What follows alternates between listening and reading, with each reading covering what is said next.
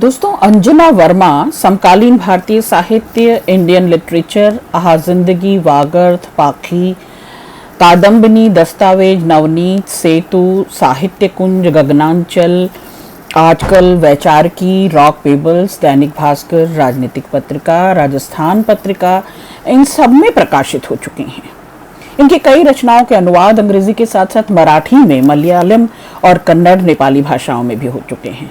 इनकी कई कविताओं और कहानियों का मंचन किया जा चुका है और साहित्यिक मंचों द्वारा इनकी कहानियों और गीतों के अनेक वीडियो बनाए गए हैं। लगभग 5 वर्षों तक चौराहा पत्रिका का संपादन और प्रकाशन भी किया है अंजना वर्मा जी ने। बिहार के विश्वविद्यालय के अंतर्गत नीतीश्वर महाविद्यालय मुजफ्फरपुर में प्रोफेसर हैं और हिंदी की विभागाध्यक्ष हैं। अंजना जी वर्तमान रचना परिदृश्य की सुपरिचित कवयित्री हैं, कथा लेखिका, गीतकार। इनकी कविताओं में, कहानियों में, गीतों में, चाहे वो लोरी हो, दोहा हो, वंदना हो, या इनकी समीक्षा या आलोचना, यात्रा वृतांत, बाल साहित्य में भी इन्होंने शिरकत की है। तो इस तरह के तमाम 20-22 मौलिक पुस्तकें इनकी प्रकाशित हो चुकी हैं, जिसमें तुम भी कभी किसी दिन, चांद नहीं रोटी, कौन तार से बीनी चदरिया और अंततः अन्य कहानियाँ, यादें उन देशों की, एक सीप दे दो, दोहों की आँखें, कुछ बाल गीत संग्रह भी हैं, लेडी बग की शादी, सुमरिनी, मुक्तिबोध, एक और चेहरा, ये इनकी आलोचनात्मक पुस्तक है। इन्हें इनकी रचनाओं के लिए राष्ट्रीय और अंतर्राष्ट्रीय स्तर की अनेकानेक कई सम्मान और पुरस्कार मिल चुके हैं। आज हमारे सदी के महत्वपूर्ण कवियों की श्रृंखला में हम अंजना जी के साथ हैं और उनकी 5 कविताओं के बहाने हम उनकी रचनात्मक यात्रा भी करेंगे साथियों, और हम ये जानने, चिन्हने, पहचानने की कोशिश करेंगे कि अंजना जी अपनी रचनाओं के जरिए साहित्य समाज को क्या देना चाहती हैं, साहित्य समाज से किस तरह से रूबरू होती हैं। तो आइए, मैं अपनी पसंद की उनकी 5 कविताओं का पाठ करूंगी और हम उस पर बातचीत करेंगे। इनकी पहली कविता जो इस पेशकश में मैंने पसंद की, तभी तो गूंजेगा प्रेम गीत। बहुत बीमार है धरती, कितनी उदास दिख रही है, इसके हरे हरे घने केश हो गए हैं बहुत विरल, हमारे ही कारण। चलो वृक्ष बूटे रोपे हम, ताकि फिर से घने हो जाएं इसके बाल, वह हवाओं की कंघी से अपने बाल संवार सके। इसकी साड़ी सफेद, नीली, हरी और भूरी नदियां, इसके आंचल में हमने इस तरह अपने हाथ पोंछे कि मैली हो गई, बहुत मैली। चलो ना धो दे नदियों को, ताकि लहरा सके धरा की साड़ी का पल्लू। पृथ्वी के जोड़े ये ऊंचे ऊंचे पर्वत, जिनमें आसमान उजले मेघों के फूल खोस दिया करता है, उन्हें हमने कितना तोड़ा, काटा और ढाहा है। अब बिखरने नहीं देना है, संभाल कर रखना है इन्हें। आसमान इन जोड़ों में उजले सलेटी फूल खोसता रहे और हमारे लिए प्रेम बरसता रहे हमेशा। खुश रहेगी धरती, तभी तो आकाश से करेगी अंतहीन प्रेम की बातें। चिड़ियों की बोली में बोलेगी और तारों के अक्षरों में लिखेगी अनगिनत प्रेम पत्र। झिल्लियों की झंकार में गूंजेगा उसका शाश्वत प्रेम गीत। चलो ना, चलो उदास पृथ्वी के मुंह पर खींच दें हंसी की लकीर। इसी शुभाशंसा के साथ इनकी ये कविता दरअसल आशा और उम्मीद की कविता है साथियों। कवयित्री और उनकी शुभाशंसा दरअसल इस केवल पृथ्वी के लिए, सृष्टि के लिए नहीं, बल्कि समूची मानव प्रजाति के लिए है कि ये जो प्राकृतिक संसाधन हैं, ये नदियाँ, ये पहाड़, ये जंगल, ये जीव जंतु, ये एक मुहिम है, एक आंदोलन है, और अगर हम इन्हें सुरक्षित और संरक्षित करते हैं, इनकी परवाह करते हैं, इनसे प्रेम करते हैं, तो वस्तुतः हम अपने ही निहितार्थ की सोच रहे हैं, अपने ही भले की सोच रहे हैं और अपने लिए कुछ संजोकर, अपनी आने वाली नस्लों के लिए, अपने आने वाली संततियों के लिए कुछ संजोकर संभाल कर रखते हैं। तो बेहतरीन कविता थी ये, और प्रेम को किस तरह से इन्होंने जिया है और अपनी रचना में से उकेरा है कि वे कहती हैं कि प्रेम गीत फिर से अनुगूंज में रहेगा, फिर से गूंजेगा और लबालब हो जाएगी सृष्टि, ये प्रकृति प्रेम से। सृष्टि की साड़ी, सृष्टि का आंचल, धरती की उदासी को, उसकी निराशा को, हताशा को हर लेना चाहती हैं और फिर से उसे सतरंगी रंग से, फिर से उसे निष्पाप, निष्कलंक, निष्कलुष बना देना चाहती हैं, फिर से उसका श्रृंगार करना चाहती हैं और चाहती हैं कि जो प्रकृति और प्राकृतिक संसाधन मिलकर प्रेम की एक लहर बनाए हुए थे, प्रेम का एक परिवेश दे रहे थे, वातावरण दे रहे थे, वो समूची मानव सृष्टि के लिए कितनी जरूरी है। दूसरी कविता आज विशेष रूप से पढ़ना इसलिए ज़रूरी है क्योंकि आज भी शरद पूर्णिमा है और ये कविता मुझे पसंद है। चांदनी नाम है कविता का। आज शरद पूर्णिमा है। अपार्टमेंट के बीचों बीच स्थित पार्क और बगीचे की सारी बत्तियां जल रही हैं और थोड़ी ही देर में अधिकांश बुझा दी जाएंगी और फिर चांद की रोशनी ही खिलखिलाती रहेगी रात भर। लेकिन कोई अपने दड़बे से बाहर निकलकर हंसते हुए चांद को नहीं देखेगा। शायद कुछ प्रेमी युगल बाहर निकलें, हाथों में हाथ डाले घूमने के लिए, पर उनकी भी नजर चांद पर नहीं जाएगी। कई घरों के अंदर बंद है छटपटाती आत्माएं, अपनी अपनी व्यथा की मार झेलती।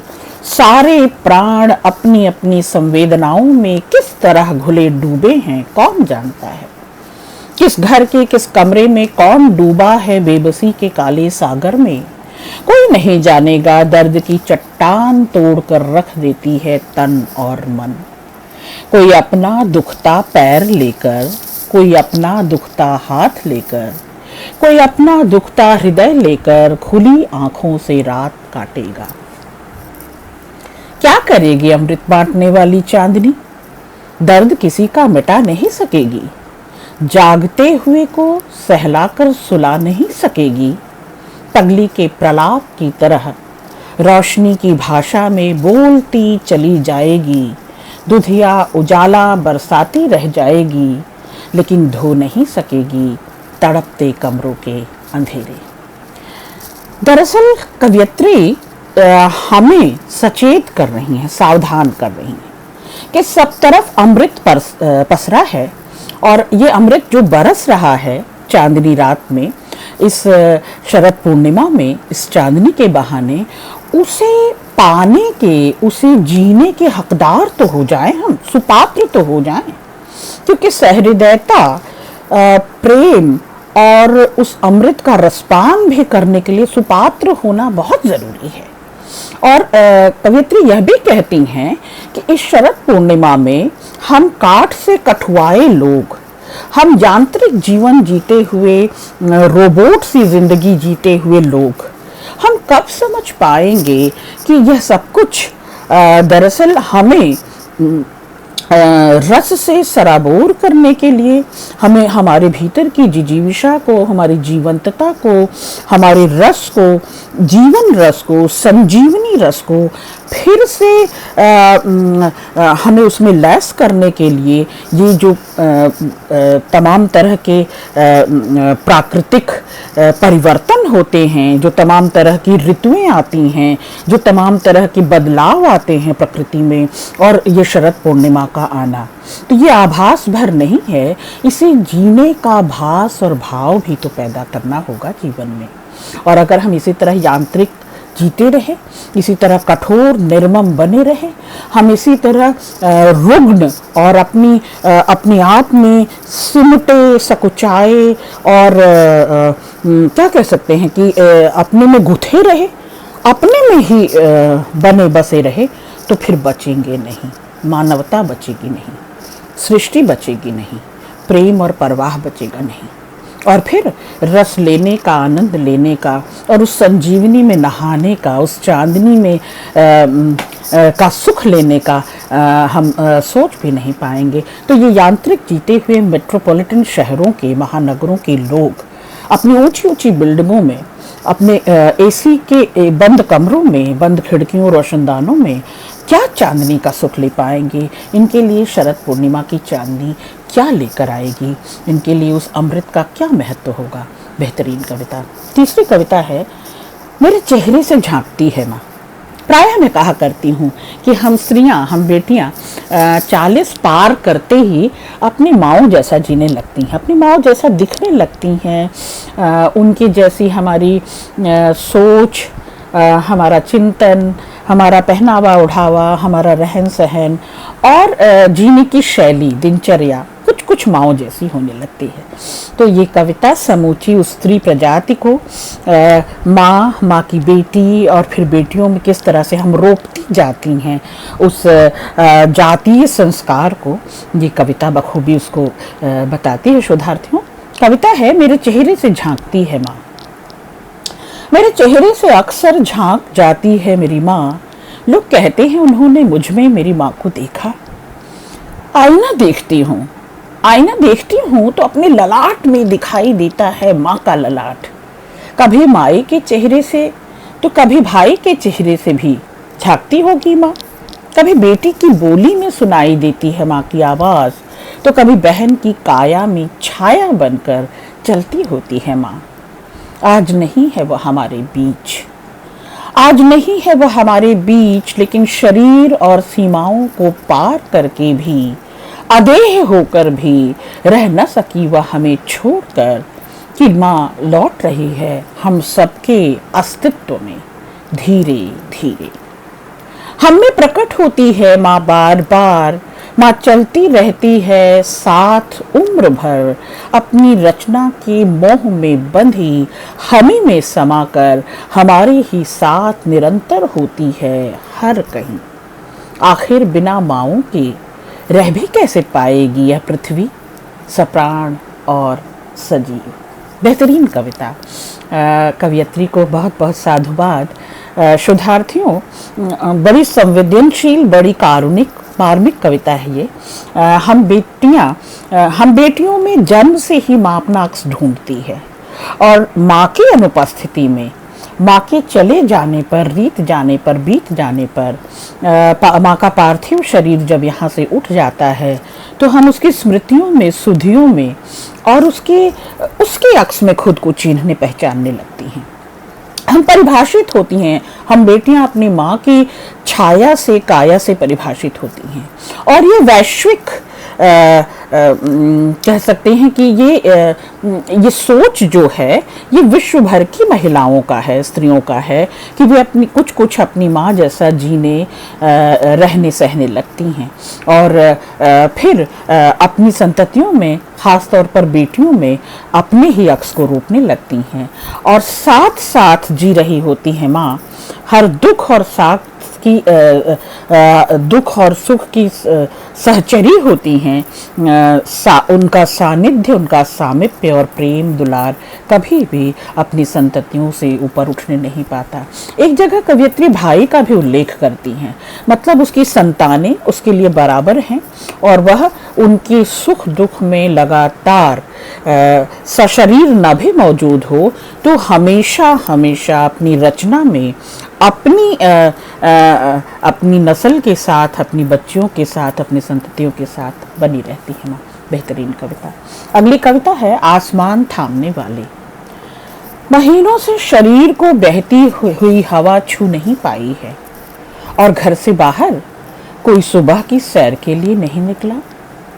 नहीं कोई दुकानों तक आया, न कोई बाजार और न कोई मॉल में। फिर भी सारी चीज़ें घर बैठे मिल रही हैं। इस वैश्विक आपदा पर, इस विपदा पर ये कवियत्री लिख रही हैं अपना भाव। दरवाजे की घंटी बजती है और कोई जिन्न की तरह द्वार पर पैकेट रखकर चला जाता है। फरमाइश करने की देर है लोग, सारी चीजें हाजिर। बाहर निकलने की जरूरत क्या है? गुफा में रहकर भी तो जिंदगी चल रही है, चल ही नहीं रही, मजे से दौड़ रही है। नल पर भरे जाने के लिए रखी रिक्त बाल्टी और घड़ों की तरह अर्थियों की लंबी कतार लगी है। ऐसे पिशाच समय में अस्पतालों में चिकित्सक सांसों की पहरेदारी पर तैनात हैं।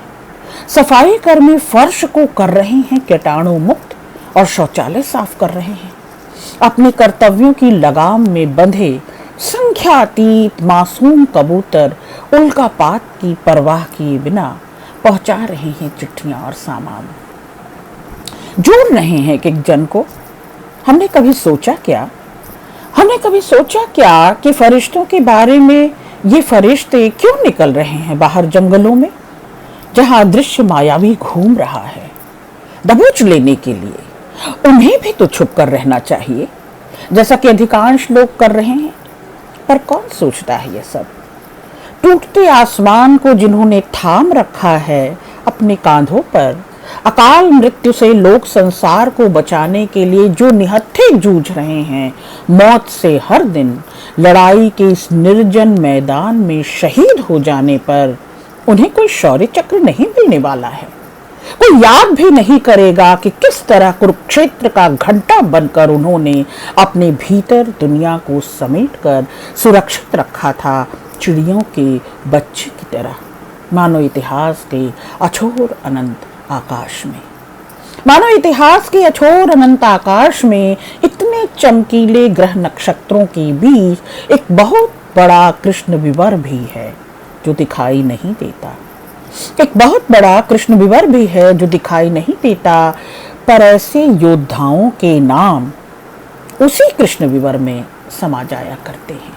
बेहतरीन कविता कवयित्री शोधार्थियों, आप ध्यान दें कि जो निस्वार्थ इस वैश्विक आपदा में, इस कोरोना महामारी में सेवार्थ, समूची मानव प्रजाति के सेवार्थ, जीव जंतुओं के सेवार्थ और हमारे लिए वो सुविधा साधन मुहैया करा रहे हैं, चाहे वो चिकित्सा हो, चाहे वो साफ सफाई हो, चाहे वो राशन पानी हो, चाहे वो जीने के तमाम संसाधन हो, जरूरी संसाधन, उन सबको, ये स्वास्थ्य कर्मी हो, ये सफाई कर्मचारी हो, ये जो हॉकर हैं जो आपके घरों तक आपको सामान पहुंचा रहे हैं, इनकी परवाह, इनकी चिंता कौन करेगा?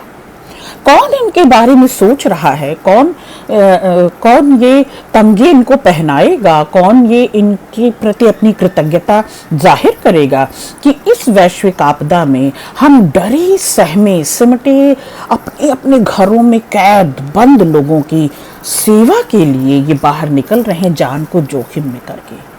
तो इनकी क्या ये इतिहास में दर्ज होंगे? कवयित्री की चिंता बड़ी जायज है, बड़ी वाजिब है कि क्या इन्हें इतिहास में दर्ज किया जा सकेगा कभी, और यदि नहीं तो फिर वो कृष्ण विवर सा है। और कविता की अंतिम पंक्ति आप देखें, लाजवाब है कि एक और कृष्ण, एक बड़ा कृष्ण विवर भी है जो दिखाई नहीं देता, सुरक्षा खो। ऐसे योद्धाओं के नाम, कि ऐसे योद्धा जो अपनी जान को जोखिम में करके सेवार्थ, सहायतार्थ, सहयोग के लिए और आपको इस आपदा विपदा में थोड़ी सी राहत, तमाम सोशल डिस्टेंसिंग के बावजूद आपको आपकी परवाह कर रहे हैं, आपको आपकी सुविधा और ज़रूरत की चीज़ें मुहैया करा रहे हैं, तो वे ऐसे योद्धाओं के नाम उसी कृष्ण विवर में समा जाएंगे। बेहतरीन कविता। और अगली कविता है, कलम दौड़ी जा रही है। जनवरी का महीना है, आधी रात से ऊपर का वक्त है, सन्नाटा लगा रहा है गश्त, झन बोल रही है उसकी सीटी, इंसान जड़ हो गया है बिस्तर में, पेड़ों की पत्तियां भी जमकर काट हो गई हैं, ठंड के बिच्छुओं के अनगिनत डंकों से सड़क हो गई है अचेत, नीली चादर पर दूधिया झीनी मशहरी में चांद सोया हुआ है गहरी नींद में। कवयित्री को ये कुछ प्राकृतिक उपादान बेहद भाते होंगे जिसमें चांद भी उसे भरपूर पसंद है। चांद सोया हुआ है गहरी नींद में, जाग रही है बस एक बेचैन कलम जो लगातार भागी जा रही है, एम्बुलेंस की तरह शब्दों की बजाती हुई हॉर्न और चीखती हुई, क्योंकि उसे बचाना है जीवन, क्योंकि उसे बचाना है जीवन। जब तक कलमें दौड़ रही हैं, कब तक एक एक जान अनमोल, भरोसा रखो उन कलमों पर, भरोसा रखो उन कलमों पर जो सोती नहीं हैं अभी भी, कितनी आंखों में नमी है किसी को संभालने के लिए, यह सब इसलिए कि कलमें जाग रही हैं। बेहतरीन कविता है ये अंजना वर्मा जी की। अंजना वर्मा जी दरअसल संवेदना की महत्वपूर्ण कवयित्री होकर उभरी हैं। इनकी इस कविता में साथियों आपने ये भी देखा कि ये संवेदनशील कविता मात्र मानवीय संवेदना, मानवीय सुधियों या अनुभव की मर्म की, करुणा की नहीं है, बल्कि समूची सृष्टि में जो जो रचनारत हैं, जो जो सृजन में रत हैं, जो जो कलम से इनकलाब ला रहे हैं, कुछ परिवर्तन ला रहे हैं समाज में, और जो आपकी भीतर के संवेदन को सजोए हुए हैं, बचाए हुए हैं, जो आपकी भाव को और आपकी मर्म को और आपकी करुणा को जिंदा रखते हैं, वो कलमें जब तक जाग रही हैं, वे सतत जब तक चल रही हैं, संघर्ष में हैं, ऐसी कलमों के जागने से ही समूची सृष्टि का भला इस उम्मीद के साथ कवयित्री देख रही हैं। बेहतरीन कविता, बहुत शुक्रिया।